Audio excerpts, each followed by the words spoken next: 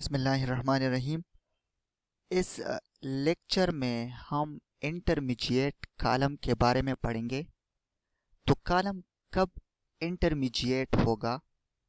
जब उसकी लंबाई 4d से ज़्यादा हो और 30d से कम हो, तो उस कॉलम को हम इंटरमीडिएट कॉलम कहेंगे।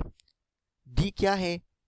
डी ये विड्थ भी हो सकता है। ये क्या है? कॉलम का जो विड्थ होता है ये ओ है, जो उसमें से कम से कम जो क्रॉस सेक्शन की जो कम से कम डायमेंशन होगी, या तो ब्रेथ होगी या तो थिकनेस होगी, तो ये ओ है। तो जब किसी कॉलम की लंबाई 4d से ज़्यादा हो और 30d से कम हो, तो उस कॉलम को हम इंटरमीडिएट कॉलम कहेंगे।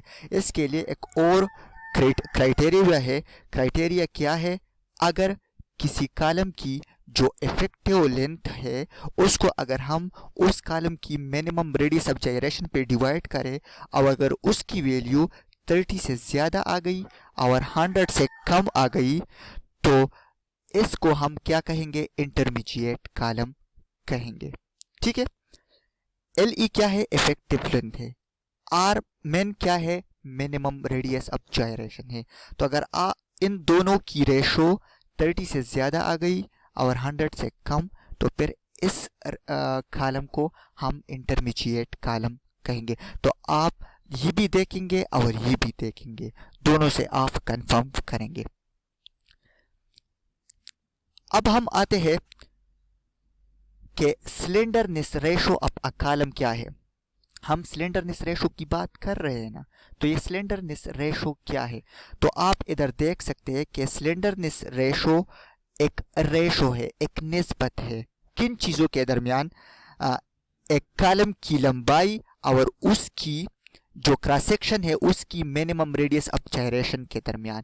और स्लेंडरनेस रेशो को हम लेम्डा से जाहिर करते हैं। लेम्डा ये है, ये क्या है? लेम्डा। और इसको क्या कहते हैं? स्लेंडरनेस रेशो कहते हैं। और ये किसके बराबर होता है? Effective length divide by minimum radius of gyration. तो इफेक्टिव लेंथ और मिनिमम रेडियस ऑफ जायरेशन की निस्बत को हम क्या कहते हैं? लेम्डा कहते हैं। और इसको क्या नाम क्या है इसका? Slenderness ratio.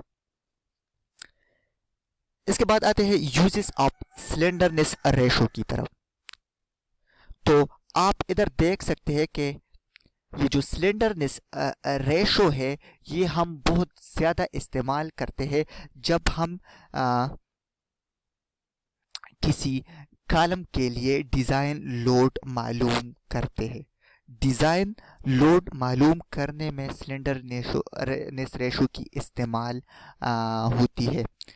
और ये स्लेंडरनेस रेशो हम कॉलम की क्लासिफिकेशन के लिए भी इस्तेमाल करते हैं। हम इससे मालूम कर सकते हैं स्लेंडरनेस रेशो से कि आया ये कॉलम शॉर्ट कॉलम है या लॉन्ग कॉलम है या इंटरमीडिएट कॉलम है। मिसाल के तौर पे आप इधर देख सकते हैं कि आपके पास एक शॉर्ट स्टील कॉलम है। तो शॉर्ट स्टील हमने पढ़ा है कि शॉर्ट कॉलम के लिए जो लेम्डा होती है, जिसे हम कहते हैं स्लेंडरनेस रेशो, वो 50 से कम होती है। और इंटरमीडिएट कॉलम के लिए 50 और 250 के दरमियान होती है। और लॉन्ग कॉलम के लिए 250 से ज़्यादा। जब लेम्डा 50 से कम हो तो ये शॉर्ट कॉलम, जब लेम्डा 50 और 250 के दरमियान हो तो ये इंटरमीडिएट कॉलम होगा, जब लेम्डा 250 से ज़्यादा हो तो ये लॉन्ग कॉलम तस्वुर किया जाएगा। और ये स्लेंडरनेस रेशो क्यों अहम है? तो आपको पता है, जब आपके पास लॉन्ग कॉलम हो और उस लॉन्ग कॉलम पे आप दबाव डालें तो ये कॉलम जो है ये फेल हो सकता है, झुकाव की वजह से भी फेल हो सकता है और ये क्रश भी हो सकता है। ठीक है। लॉन्ग कॉलम झुकाव की वजह से भी फेल हो सकता है और क्रशिंग की वजह से भी फेल हो सकता है। तो झुकाव बेंडिंग की वजह से होता है और क्रशिंग जो होता है वो दबाव की वजह से होता है। तो हम अब चाहते हैं कि हम किसी कॉलम पे ज़्यादा से ज़्यादा कितना लोड डाल सकते हैं कि ये ना ज़्यादा झुक जाए और न ये क्रश हो जाए। तो उस लोड को हम, उस ज़्यादा से ज़्यादा लोड को हम क्या लोड कहते हैं? Design load. उस डिज़ाइन लोड को मालूम करने के लिए हम क्या इस्तेमाल करते हैं? स्लेंडरनेस रेशो इस्तेमाल करते हैं। ठीक है, इसके बाद आते हैं रेडियस ऑफ जायरेशन की तरफ। तो रेडियस ऑफ जायरेशन क्या है और ये हमें क्या शो करती है? तो radius of gyration is used to describe the distribution of cross-sectional area in a column around its centroidal axis. Radius of gyration हमें ये बताता है कि कॉलम का जो एरिया है, क्रॉस सेक्शनल एरिया, उसमें ये जो मटेरियल है किस तरह डिस्ट्रीब्यूट किया गया है। आया ये मटेरियल रेक्टेंगुलर शेप में डिस्ट्रीब्यूट किया गया है, आया सर्कुलर शेप में है, आया ट्रिपिजाइडल शेप में है, किस शक्ल में है। तो ये हमें ये रेडियस ऑफ जायरेशन हमें ये बताती है कि ये किस तरह डिस्ट्रीब्यूट किया गया है। इधर आप और रेडियस ऑफ जायरेशन के लिए जो फार्मूला है वो है I divide by A, where ये जो आई आपको नजर आता है ये क्या है? Movement, second movement of inertia. और ये जो ए है ये कॉलम का क्या है? क्रॉस सेक्शनल एरिया है। आप देख सकते हैं अगर ये इधर ये एक कॉलम है तो इस कॉलम का ये जो सफेद आपको नजर आता है ऊपर, ये क्या है? इसको हम cross sectional area of the column कहते हैं। तो इसको हम ए से जाहिर करते हैं।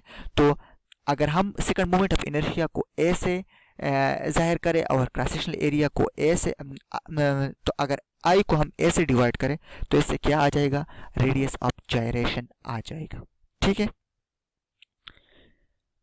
अब हम ये रेडियस ऑफ जायरेशन किस तरह कैलकुलेट करेंगे, ये आप लोगों ने चैप्टर से आई थिंक सेकंड में पढ़ा है कि हमने किस तरह रेडियस ऑफ जायरेशन कैलकुलेट करना है।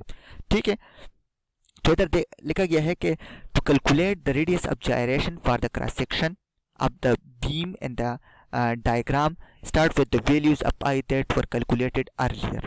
अगर आपने किसी कॉलम के लिए रेडियस ऑफ जायरेशन मालूम करना है तो सबसे पहले आपने उसी कॉलम के लिए मोमेंट ऑफ इनर्शिया मालूम करना है, जो एक्स के मुताबिक भी आपने मालूम करना है, वाई के मुताबिक भी आपने मालूम करना है। तो किसी कॉलम के लिए हमने एक एग्जांपल लिया है, तो एग्जांपल के लिए ये जो आई एक्स है, एक्स के मुताबिक जो मोमेंट ऑफ इनर्शिया है वो ये है, और वाई के मुताबिक जो मोमेंट ऑफ इनर्शिया है वो ये है।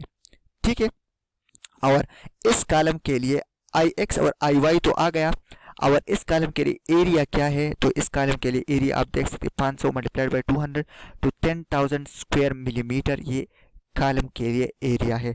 तो आप अपने चूंकि कॉलम के लिए रेडियस ऑफ जायरेशन मालूम करना है, और रेडियस ऑफ जायरेशन किसके बराबर होता है? आई बाई ए के, अंडर रूट आई बाई ए के। तो ये हम चूंकि आई एक्स भी आपके साथ है तो आप आर एक्स भी निकाल सकते हैं, आई वाई भी आपके साथ है तो आप आर वाई भी निकाल सकते हैं। तो इधर आप देख सकते हैं कि ये किसी कॉलम के लिए क्या है? क्रॉस सेक्शनल एरिया, उसका जो ब्रेथ है वो 50 mm है और ये जो डेप्थ है ये 200 mm है। तो क्रॉस सेक्शनल चूंकि ये रेक्टेंगल है तो इसके लिए आप एरिया किस तरह निकालेंगे? 50 मल्टीप्लाइड बाई 200। ठीक है, तो इस तरह हम कॉलम के लिए क्रॉस सेक्शनल एरिया मालूम किया। और फिर ये मैंने बताया आर किस तरह निकालेंगे, तो आर एक्स किसके बराबर हो जाएगा?